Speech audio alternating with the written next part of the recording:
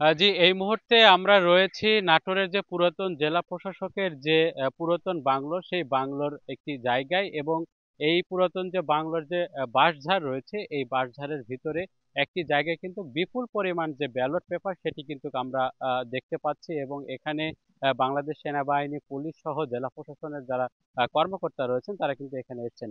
আপনাদেরকে যদি একটু দেখাই যে এই যে এখানে কিন্তু একটি গর্ত করে কিন্তু যে দ্বাদশ জাতীয় সংসদ নির্বাচনের যে সব ব্যালট পেপার ছিল সেগুলো কিন্তু এখানে পুঁতে রাখা হয়েছে। এবং এটি হয়তো সম্প্রতি সময় এই কাজটি করা হয়েছে।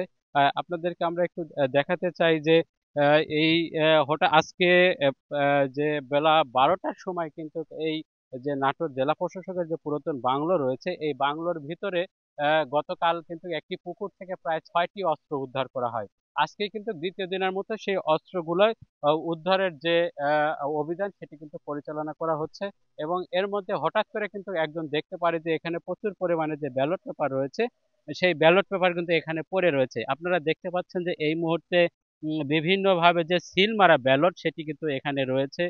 এই ব্যালট পেপারটিতে নৌকায় সিল মারা রয়েছে, এটি আপনারা দেখছেন। এবং এটি মূলত যে ব্যালট পেপার দ্বাদশ জাতীয় সংসদ নির্বাচনের, এটি নাটোর 1 আসন অর্থাৎ লালপুর বাগাতিপাড়া আসনের যে ব্যালট পেপার গুলো ছিল সেই ব্যালট পেপার কিন্তু এখানে নিয়ে এসে রাখা হয়েছে। তবে এই জায়গাগুলোতে বেশিরভাগ ব্যালট পেপারে কিন্তু সিল মারা আমরা দেখতে পাচ্ছি।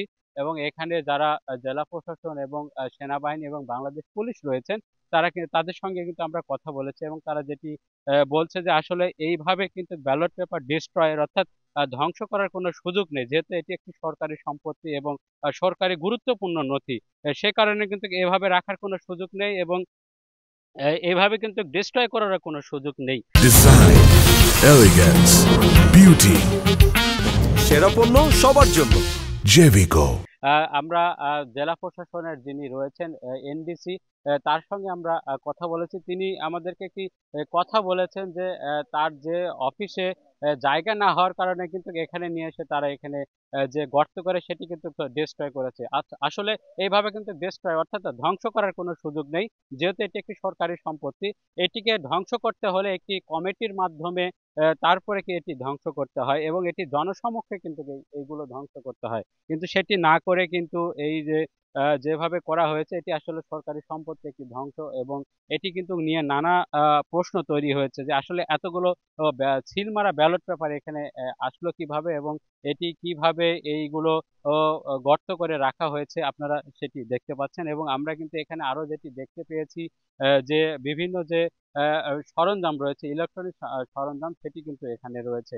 অর্থাৎ আমরা যেটি কথা বলেছি বিভিন্ন গোয়েন্দা সংস্থা এবং পুলিশ প্রশাসনের সঙ্গে, তারা আমাদেরকে জানিয়েছেন যে এই এখানে প্রায় 100 বস্তার মতো ব্যালট পেপার কিন্তু এখানে রাখা হয়েছে। এবং সবগুলো কিন্তু দ্বাদশ জাতীয় সংসদ নির্বাচনের, কিছু ফাঁকা রয়েছে এবং বেশিরভাগই কিন্তু সিল মারা।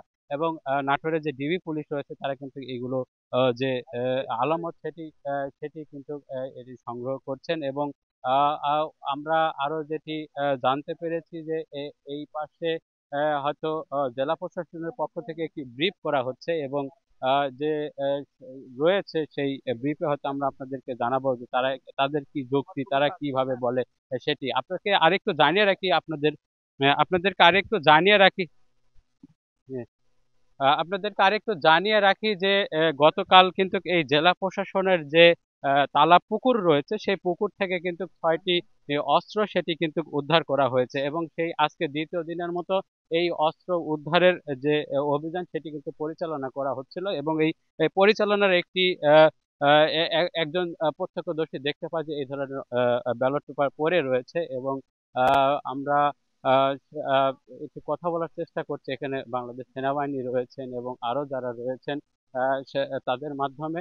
এবং হঠাৎ করে এতগুলো ব্যালট পেপার কোথা থেকে আসলো এবং কিভাবে আসলো সে বিষয়ে হয়তো জেলা প্রশাসন যারা রয়েছেন তারা হয়তো ব্যাখ্যা দিবেন। এবং আমরা সেটি হয়তো জানার চেষ্টা করব। আহ, আমরা এখন একটু আহ, কথা বলার চেষ্টা করবো যে আসলে এই ধরনের ব্যালট পেপার এখানে কিভাবে আসলে এখানে যে জেলা প্রশাসনের নেজারের ডেপুটি কালেক্টর রয়েছেন, সদর থানার ওসি রয়েছেন, এবং আরো যারা রয়েছেন আমরা সেগুলো এটা দেখতে পাচ্ছেন যে দ্বিতীয় দিনের মতো যে অস্ত্র উদ্ধারের যে ঘটনা, এখানে কিন্তু সকল প্রশাসনের কর্মকর্তারা রয়েছেন। তারপরও এই হঠাৎ করে যে এই ধরনের ব্যালট পেপার উদ্ধারের যে ঘটনা, হয়তো জেলা প্রশাসন পক্ষ থেকে আনুষ্ঠানিকভাবে হয়তো কিছু বলা হবে, আমরা সেটি পরবর্তীতে যারা পরবর্তীতে দর্শকদের উদ্দেশ্যে সেটি আমরা জানিয়ে দেব।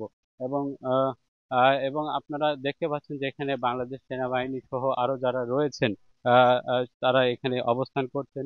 আহ, আহ, আহ, আহ, আহ, হ্যাঁ, এখানে তারা অবস্থান করছেন এবং বাংলাদেশ পুলিশ, নাটোর সদর থানা পুলিশ এবং ডিবি পুলিশ, তারা কিন্তু এখানে যে আলামত গুলো রয়েছে তারা কিন্তু সেটি সংগ্রহ করছেন। আপনারা দেখতে পাচ্ছেন যে একটি বাঁশঝাড় রয়েছে, এই বাঁশঝাড়ের নিচে কিন্তু এইভাবে যে ব্যালট পেপার গুলো সেটি কিন্তু গর্ত করে রাখা হয়েছিল। অর্থাৎ এই ব্যালট পেপার গুলো এখানে কিভাবে আসলো বা কেনই বা এই গর্ত করে রাখা হলো, এটি কিন্তু জনমনে কোনো একটি প্রশ্ন তৈরি হয়েছে। এবং এই সবগুলো ব্যালট পেপারে কিন্তু দ্বাদশ জাতীয় সংসদ নির্বাচনের যে নাটোর এক লালপুর বাগাতিপাড়া আসন রয়েছে সেই আসনের আমি আমার সহকর্মীকে একটু দেখানোর চেষ্টা করব যে এখানে নাটোরে যে ডিবি পুলিশ রয়েছেন তারা কিন্তু এখানে অবস্থান করছেন এবং এটিকে ঘিরে রেখেছেন। এবং আরো যারা রয়েছেন এখানে কিন্তু আহ আমরা একটু দেখানোর চেষ্টা করছি যে আসলে এইভাবে ব্যালট পেপার কিন্তু রাখার কোনো নিয়ম নেই। এবং এটিকে যদি ধ্বংস করতে হয় তাহলে কিন্তু একটি কমিটির মাধ্যমে কিন্তু এগুলো ধ্বংস করতে হবে, যেহেতু এটি সরকারি একটি গুরুত্বপূর্ণ নথি। সেই কারণে এটি আমাদেরকে আমরা জেলা প্রশাসনের মাধ্যমে জানতে পেরেছি, কিন্তু সেটি না করে এইভাবে কি গর্ত করে রাখা বা এই সিল মারা ব্যালট পেপার গুলোকে নিয়ে এখন যে জনমনের যে প্রশ্ন সেটি কিন্তু আরো বেশি কৌতূহল, সেটি কিন্তু আরো বেড়ে যাবে এমনটি বলছেন এখানকার যারা রয়েছেন। আমি আরেকটু আপনাদেরকে দেখাতে চাই যে যেভাবে এটি হয়তো 2-1 দিনের মধ্যেই এটি গর্ত করে রাখা হয়েছে এই সব ব্যালট পেপার গুলো। এবং আমরা যতটুকু জানতে পেরেছি যে এখানে প্রায় 100 বস্তার মতো ব্যালট পেপার এই গর্ত করে রাখা হয়েছে এবং সবগুলোই দ্বাদশ জাতীয় সংসদ নির্বাচনের লালপুর বাগাতিপাড়ার যে এক আসন রয়েছে সেই আসনের।